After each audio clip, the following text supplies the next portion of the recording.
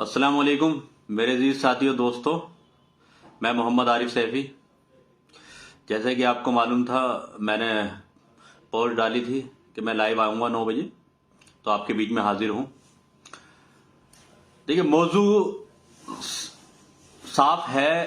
कल आसिफ साहब ने, भूतपूर्व एमएलए आसिफ साहब ने, उन्होंने मजलिस के ऊपर कुछ इल्जाम लगाए थे, कुछ हम पर इल्जाम लगाए थे। पहले तो मैं उन इल्जामों का खंडन करूंगा, फिर उसके बाद आसिफ साहब की राजनीति के बारे में कुछ चर्चा करूंगा। साफ जाहिर थी बातें कि अल्हम्दुलिल्लाह जो जीता, हमने अपनी छोटी बहन को मुबारकबाद भी दिया। हमने अल्हम्दुलिल्लाह मुबारकबाद दिया सोशल मीडिया के जरिए से कि हमारी छोटी बहन जीती है, उसको बहुत बहुत मुबारकबाद। आप सबने देखा भी होगा, क्योंकि ये मुबारकबाद हमने इसलिए दी क्योंकि ये हमारा किरदार था। और आपका किरदार क्या था आसिफ साहब? आपका किरदार था अपनी ही पार्टी के लोगों को चोर चक्का बताना। जिन लोगों ने आपको शिद्दत से इलेक्शन लड़ाया हो, उन लोगों को चोर चक्का रिक्शे वाला बताया। जिन कांग्रेसियों ने आपको पूरी शिद्दत से लड़ाया, आप जेल में थे, हमें मालूम था उन लोगों ने आपके लिए क्या क्या किया। उन लोगों ने शिद्दत से लड़ाया और आपने वही अपना चीत परिचित अंदाज में जो आप करते आए हो अपने कार्यकर्ताओं के साथ, अपने पार्टी वर्करों के साथ, उनको धाक पे 3 पत्ते की तरह रख देते हो और आपने उन्हें चोर चक्का बताया। हद तो तब हो गई कि देखिए महिलाओं का सम्मान कैसे किया जाता है। हमारी छोटी बहन जीती, हमने मुबारकबाद दी और हम दिल से अपनी छोटी बहन मतलब के मानते हैं, क्योंकि जो हमारे निकाह में है उसे छोड़कर जो भी ख्वातीन हैं वो हमारी माँ बहनें हैं और वो हम ये इस्लामिक फरीजा है, उसके तहत हम मानते भी हैं। इस वजह से हमने मुबारकबाद भी दी। तो आपका फरीजा क्या है? आप अपनी पार्टियों के ख्वातीनों को डराते भी है, धमकाते हैं। आरफा खानम ने बाकायदा लाइव में बताया कि आपने किसी साहब को उनके घर भेजा और बाकायदा उन्हें धमकी तक की दी कि आप हमारे साथ आ जाएं, वरना आपके ऊपर घिनौने इल्जाम तक के लगाने के लिए आपने धमकी दी। बहरहाल उन्होंने खुद लाइव आकर इस बात को बताया। उनकी पीड़ा, उनकी दुख उनका झलक रहा था। यह आपका किरदार था। हमारा अपना किरदार था कि हम आपको अब भी जी जनाब से बात करेंगे, हम कोई अपनी लैंग्वेज खराब नहीं करेंगे। जबकि आपकी लैंग्वेज इतनी खराब हो जाती है कि आप रनिंग एमएलए तक को माँ बहन की गालियां बकते हो, मस्जिदों के इमाम के ऊपर मतलब के गालियां बकते हो। पिछले आप जब एमएलए थे, आपके पास को इमाम साहब गए थे, वो सबने उस वाक्य को देखा, आपने मतलब गाली बकी। ये आपका किरदार था और आपके आए दिन गाली गुप्तार जैसे मामलात हो जाते हैं। ये तो शुक्र जानिए कि आपने जो प्रोपगंडा रचा और कौम इसमें बहक गई। आपकी बेटी की एक छोटी बहन की सिंपति में आ गए लोग बाग, जो आपको जिता, आपकी बेटी को जिता भी दिया, वरना शायद आप फाइट में भी दूसरे कहीं नजर नहीं आते। लोग बागों को वाजिद को हराना था, आपके लोगों ने प्रोपगंडा रचा, कुछ सिंपति का माहौल बना, तो वो एक तरफ इलेक्शन मुड़ गया। वरना अल्हम्दुलिल्लाह इलेक्शन तो हमारा ही बहुत बढ़िया था। और आपकी जीत से ज्यादा चर्चे तो अल्हम्दुलिल्लाह हमारी हार के रहे हैं पूरे में। मैं फिर रिपीट कर रहा हूं, आपकी जीत से ज्यादा चर्चे हमारी हार के रहे हैं। ये हमारा किरदार रहा अल्हम्दुलिल्लाह। लोगों ने कितनी उनसियत हमें दिखाई, मोहब्बत दिखाई, ये पूरे ओखला को पता है। अब आज ये देखिए, आपकी अपनी पर्सनल बात, आपने जो बात रखी कि मेरे पास ना आरिफ सैफी का नंबर है, ना मैंने उनका घर देखा, इसलिए मैं उनके पास क्यों टिकट मांगने जाऊंगा ऑल इंडिया मजलिस इत्तेहादुल मुस्लिमीन का। जैसे कि आपने केजरीवाल के साथ एमआईएम को भी साथ में गिना कि ये बीजेपी की बी टीम है। तो आसिफ साहब, शायद आपका बुढ़ापा ऐसा आ गया है जो आपकी याददाश्त शायद धुंधली हो गई हो। मैं आपकी याददाश्त को दुरुस्त करना जरूर चाहूंगा कि आपके साथी ने, मेरे पार्टनर भी रहे हैं मिस्टर वहाब साहब, उनकी कॉल मेरे पास आई थी और बाकायदा उन्होंने कहा कि आरिफ भाई, आसिफ भाई आपसे मिलना चाहते हैं। तो मैंने उनसे कहा कि आप मेरे घर आ जाएं। तो उन्होंने कहा नहीं, घर पे नहीं आएंगे, आप कहीं और मिलिए। मैंने कहा तो हुक्म करें। तो आप एक काम करें, लिविंग स्टाइल मॉल के पास आ जाएं, हम वहीं पहुंच रहे हैं। तो मैंने कहा ठीक है, मैं आ जाता हूं वहां पे। तो मैं वहां पहुंचा, ब्लैक कलर की स्कॉर्पियो में आप वहां मौजूद थे।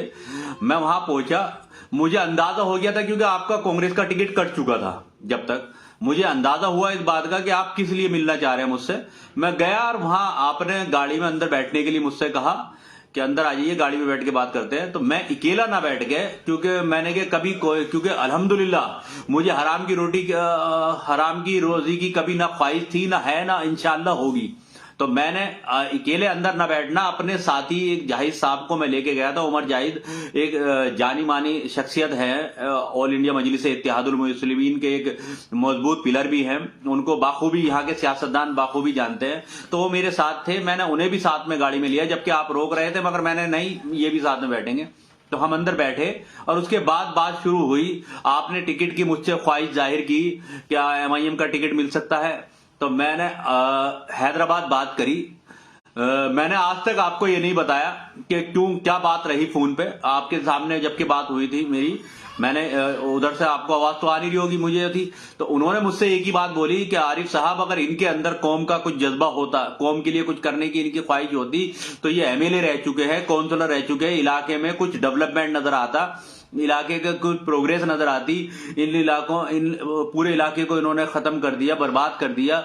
ये MIM आकर क्या करेंगे? MIM में आएंगे तो तब भी MIM को बर्बाद करेंगे। तो बेहतर यह है कि आप लोग खुद आगे बढ़े, अपने आप में वो निखार पैदा करें और कल को जाके आप ही खुद लीडर बने इलाके के। तो उन्होंने मुझसे ये कह के उन्होंने मना कर दिया। बाकी फिर भी आपका दिल ना टूटे, मैंने आपसे ये कहा कि बैरिस्टर साहब टाइम से लेट हो चुका, क्योंकि कल का लास्ट दिन था, मैंने अब शायद पॉसिबल नहीं है, उन्होंने मना कर दिया कि नेक्स्ट टाइम कभी आपका मूड बनेगा तो तब देखेंगे। तो मैंने फिर भी आपके दिल रखने के लिए बात कह दी, और इस बात के गवाह मिस्टर जाहिद साहब है जो मेरे साथ है। मैं आपसे ये भी कह सकता था कि इस बात के लिए आप कसम उठा लें, मगर मुझे ये भी मालूम है कि आपसे ये बात कहकर कोई फायदा नहीं है, क्योंकि आपका इस्लाम के ऊपर कितना यकीन है ये आपके भाई के किरदार से अंदाजा होता है कि आपके भाई का इस्लाम को कितना मानते हैं, उससे अंदाजा होता है। उसकी छवि आपके अंदर भी पाई जाती है, क्योंकि आपको लोगों ने कभी नमाज पढ़ते नहीं देखा गया। और एग्जाम्पल मैं बता दूं, जिस मस्जिद के मामले में आप राजनीति करी आपने, तैयब मस्जिद पर, जिसके चलते हुए आप जेल गए, आपका सारा प्रोपगंडा बनाया हुआ था, आप जेल गए ड्रामे के लिए, वो इलेक्शन का रिजल्ट आते ही आपका तुरंत छूट भी गए। तो ये साफ जाहिर है कि दिल्ली पुलिस किसके अंडर में है और ये प्रोपगंडा कहां से रचा गया। यानी कि आपको पीछे से जो आपके बीजेपी के बड़े भाई हैं, उन्होंने आपको कितनी मदद करी होगी वो साफ नजर आता है। तो आप अल्हम्दुलिल्लाह उसका आपने फायदा भी उठाया, और आपने जिस पर राजनीति करी, आपके किरदार को मैं बता रहा हूं, दर्शा रहा हूं, क्योंकि मैं ये बात करना नहीं चाहता जो कि आपने बैरिस्टर साहब पे इल्जाम लगाया, और वो कतई बर्दाश्त नहीं है किसी भी खाने में। तो मैं आपको बता दूं, वहां लोग बाग जब हो रही थी, असर की अजान हुई, लोग बाग सब नमाज पढ़ने चले गए, सिर्फ फकत एक आदमी बाहर खड़ा रहा जिसका नाम आसिफ मोहम्मद खान है।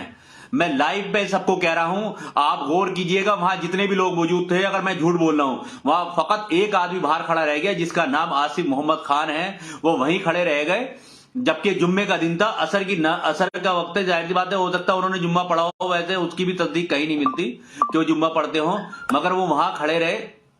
और जब लोग असर की नमाज पढ़कर आए, फिर वापिस उन्होंने बोलना शुरू कर दिया। तो उनका किरदार यहां से झलकता है कि वो कितने बड़े मतले के इस्लाम को मानने वाले हैं। मैं कह रहा हूं, गया गुजरा आदमी होता है, ठीक है, नमाज ना पढ़ने वाला होता, मस्जिद के बाहर अजान हुई और मस्जिद के बाहर खड़े हो, तो शायद दो लोगों को दिखाने के लिए ही सही वो नमाज जरूर पढ़ लेता, मगर आपके अंदर तो वो भी किरदार नहीं था। ठीक है, आप के अंदर इस्लाम को आप कितने मानने वाले हैं, और आप जैसा आदमी तहज्जुद गुजार बैरिस्टर असदुद्दीन ओवैसी साहब पर इल्जाम लगाए, तो ये आपकी घटिया राजनीति, और उनकी राजनीति में साफ नजर आता लोग बाग बेवकूफ नहीं है। अल्हम्दुलिल्लाह, मैं फिर कह रहा हूं, आपकी जीत से ज्यादा है, आपकी बेटी की जीत से ज्यादा हमारी हार के चर्चे रहे, क्योंकि हमारा एक एक वोट जैनवन था, हमारा एक एक वोट वो था जो कौम के लिए खड़ा होने की सूरत हाल पैदा कर रहा है।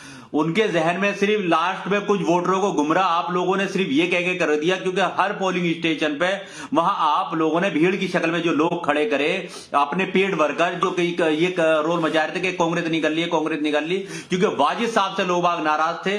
उन्होंने सोचा कि अगर कांग्रेस निकल ली तो कांग्रेस को निकाल लो, MIM को हम बाद में जिता लेंगे, जबकि वो लोग बाद में खुद अफसोस ज़्यादा है कि एक गलत आदमी को रोकने के लिए दूसरे गलत आदमी को काबिज कर दिया, और आपके किरदार की मैं और झलकियां बता दूं कि इलेक्शन के दरमियान ही आपने देखिए वैचारिक लड़ाई हो सकती है, हमारी वैचारिक लड़ाई है, वो अलग पार्टी है। आपकी इतनी घटिया राजनीति, कभी आप मां बहन की गाली बकते हो एमएलए को, सबने सुनी है कि आप ठीक है वैचारिक लड़ाई हो सकती है, मगर पर्सनल मां बहन की गाली बकोगे किसी को?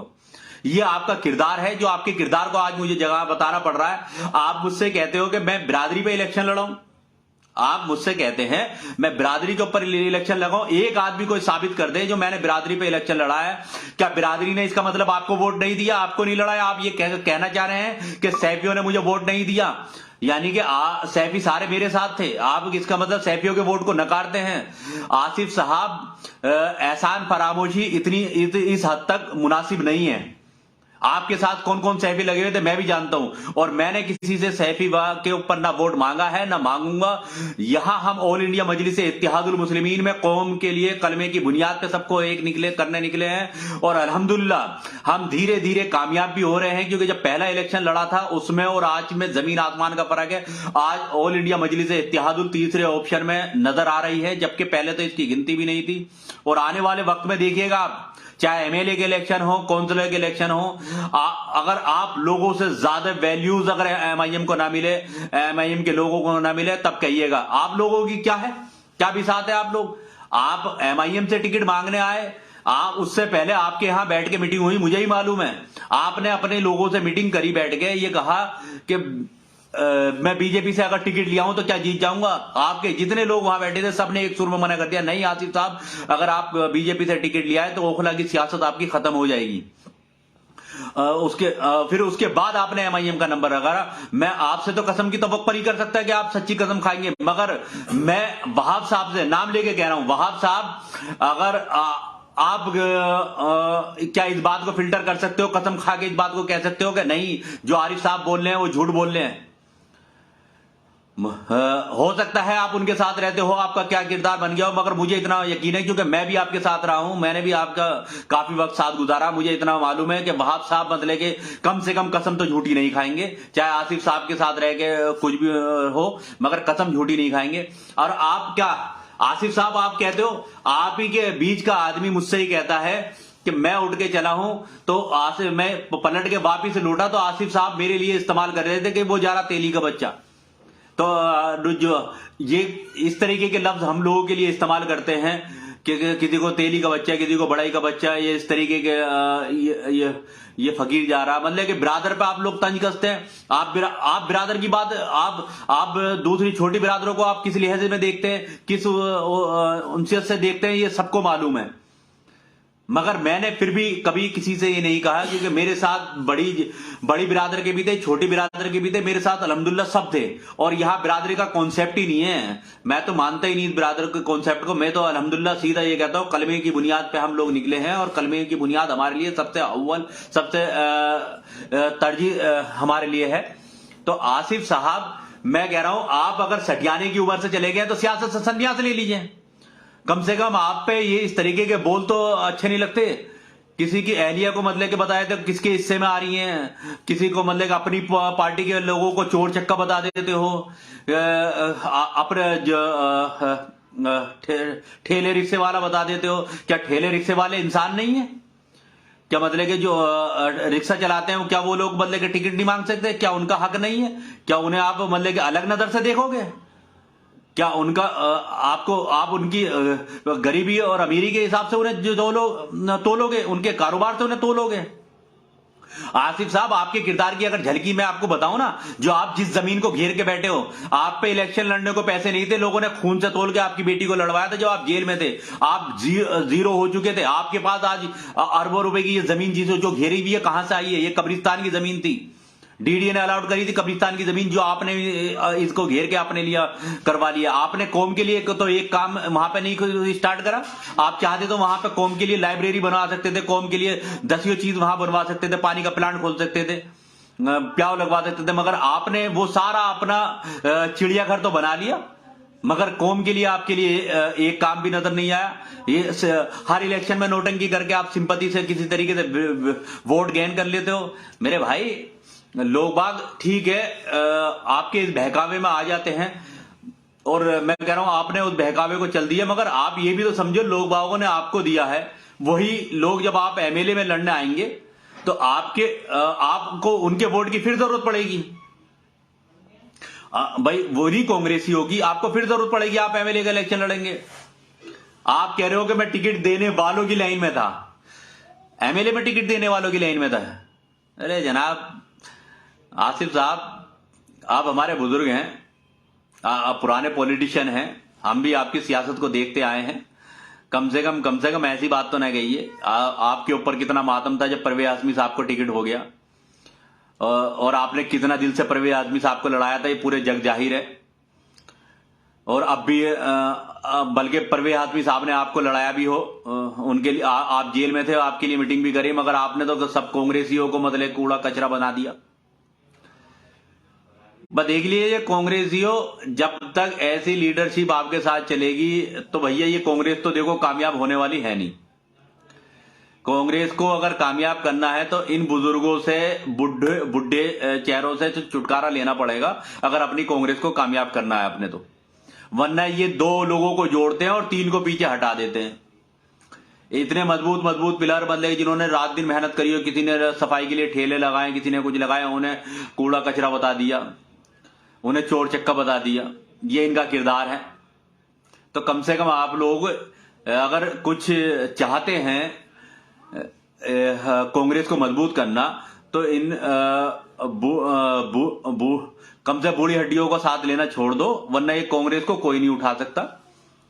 चाहे कुछ भी कर लेना, कितने भी पैदल यात्रा कर लेना, बल्कि जिस टाइम पे केजरीवाल के फर्स्ट टाइम मतलब 28 एमएलए आए थे तो एक प्रोपगंडा चला था कि कांग्रेस वाले मतलब बीजेपी में जा रहे हैं, उसमें लीड करने वालों का नाम आसिफ साहब का ही आया था, शायद वो बात दब गई, रह गई। बल्कि अभी रिसेंटली एक बात और चली इस इलेक्शन के बाद कि आसिफ साहब आम आदमी पार्टी में जाने के फिराक में थे। अगर मेहंदी वाला कांड, मुस्तफाबाद वाला कांड ना हुआ होता तो ये आम आदमी पार्टी ज्वाइन कर चुके होते। ये तो वो कांड हो गया, पब्लिक ने उन्हें उनकी औकात दिखा दी, उन्हें वापस कांग्रेस में आना पड़ गया, तो ये भी यहाँ ठंडे पड़ गए। वरना शायद ये भी चल रहा था कि ये 2-4 दिन में आम आदमी पार्टी ज्वाइन कर सकते हैं। तो इनके किरदार हैं। और साहब आप बुजुर्ग हो, हम आपकी रिस्पेक्ट करते हैं, आप बड़े हो, हम आपकी रिस्पेक्ट करते हैं, मगर डरते नहीं हैं। आपके किरदार में और हमारे किरदार में फर्क जरूर होगा, मगर डर का किरदार नहीं हो सकता हमारा। अगर डर होता ना तो ऑल इंडिया मजलिस इत्तेहादुल मुस्लिमीन का दामन उस टाइम ना थामते जब लोग बाग इसका झंडा उठाने में डरते थे।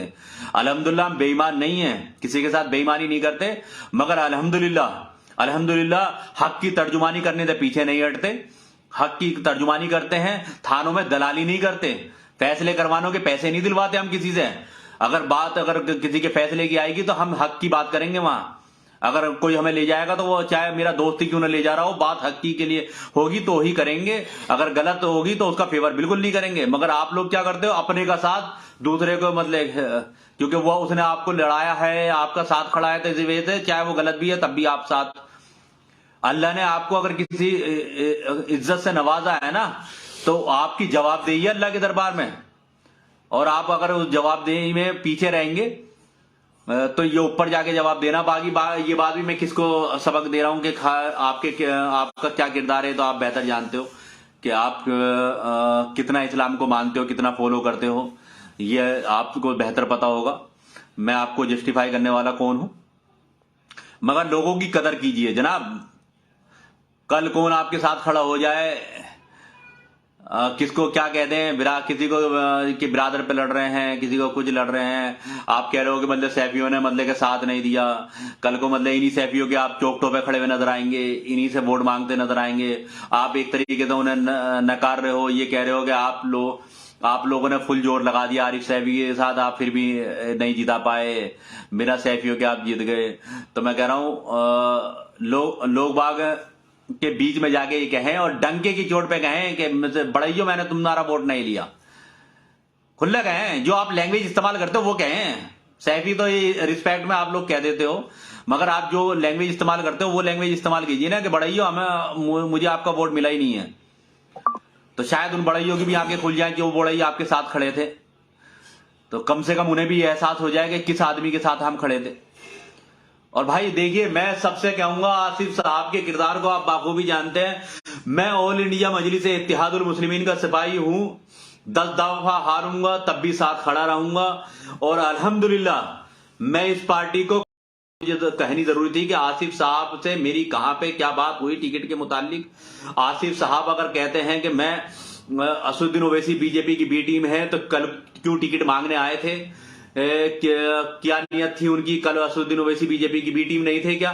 तो कल में और आज में क्या फर्क आ गया? तो अपनी सत्ता की रोटी सेके, मगर इतना गिर के ना सीखे जितना आप लोग गिर जाते हो।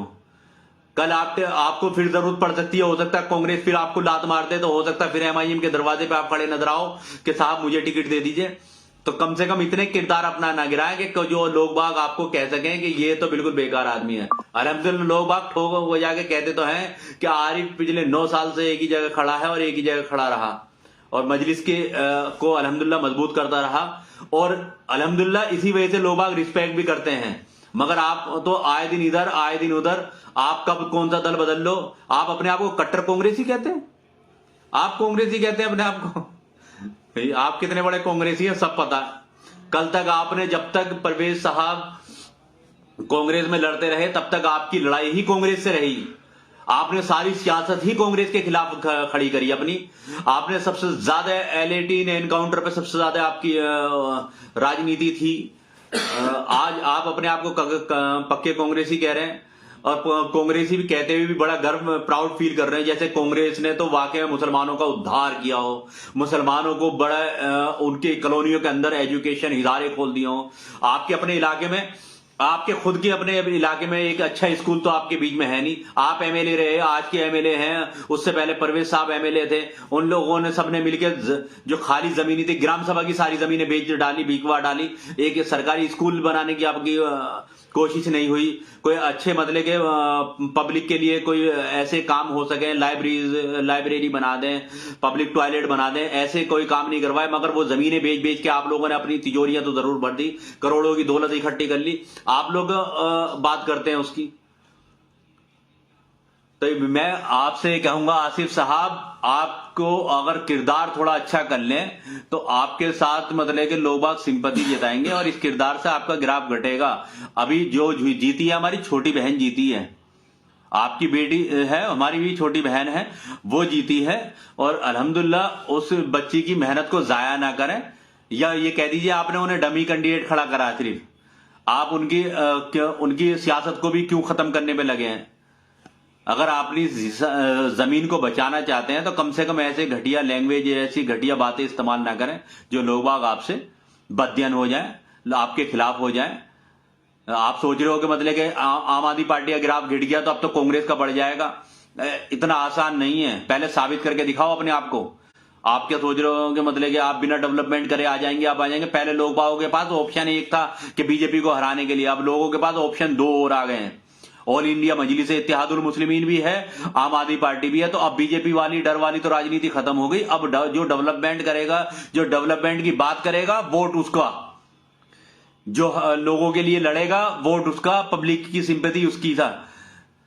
तो आप पहले जमीन पर आए, लोगों के लिए बात करें, लोगों की आवाज बने, लोगों के मसाइल हल करें, तब लोग बाग आपको शायद मतलब कि उस गिनती में गिनेंगे। वरना लोग बाग, ये तो आपने एक ड्रामा रचा, उससे इलेक्शन जीत गए।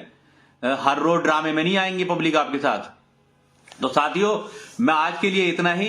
अगर आसिफ साहब फिर कोई नए सवाल लेकर आते हैं, मैं फिर आपके बीच में आऊंगा, क्योंकि अल्हम्दुलिल्लाह न झूठ बोलो न डरो। और हम सियासत में आए हैं तो डरने के लिए नहीं आए हैं, आंखों में आंखें डालकर बात करने के लिए आए हैं। इंशाअल्लाह फिर कुछ बातें लेकर मैं आपके बीच आऊंगा।